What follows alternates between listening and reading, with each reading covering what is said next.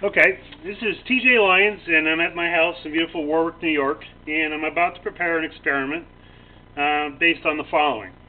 I was on a project a few months ago, and when I came upon a crew, they were putting in a slurry wall about 25 to 30 feet in depth, 3 or 4 feet across, and to work around a slurry wall, instead of fall prevention, they had life vests on.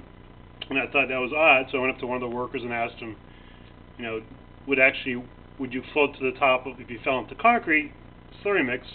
And he said yes, and I asked him why, and he said, well, because someone had told him.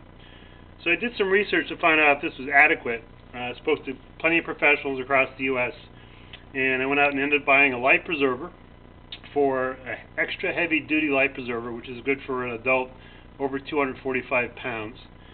Did some math and found out that you need 480 cubic inches of buoyancy on a large-bodied life preserver.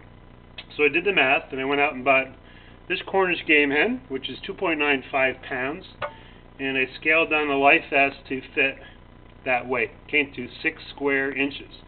And then I made up 2 batches of concrete. The first batch is a slurry, kind of a sloppy mix, one that we would expect to see actually floating, pumpable into one of the projects, like a slurry trench. And the second set is going to be a more rigid, a harder setup composition that would be more like concrete. This is a mortar mix. There's no stone or aggregate. It's all finely divided particles. And the first one we're going to try on my dear hen here is going to be the more flowable mix.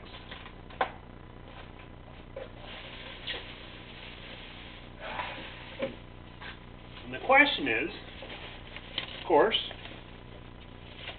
is the hen going to float to the top?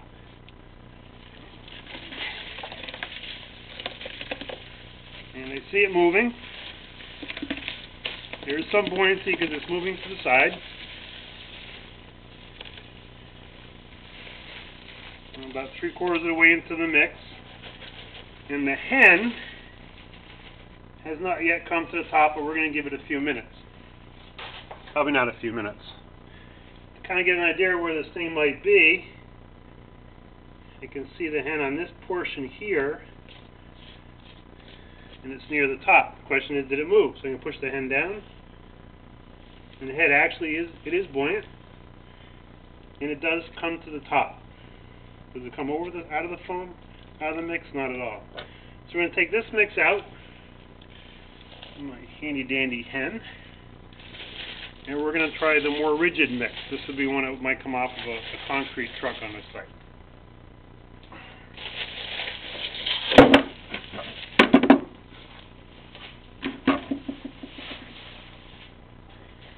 This guy was made by cutting back slightly on the water. Again, there's no aggregate in here. In a real concrete mix, you'd have certainly more solids in suspension, larger solids in suspension than we have. Back to Henry the hen. Put him in the bottom, and we're going to go for the more rigid mix. And see what happens to the hen.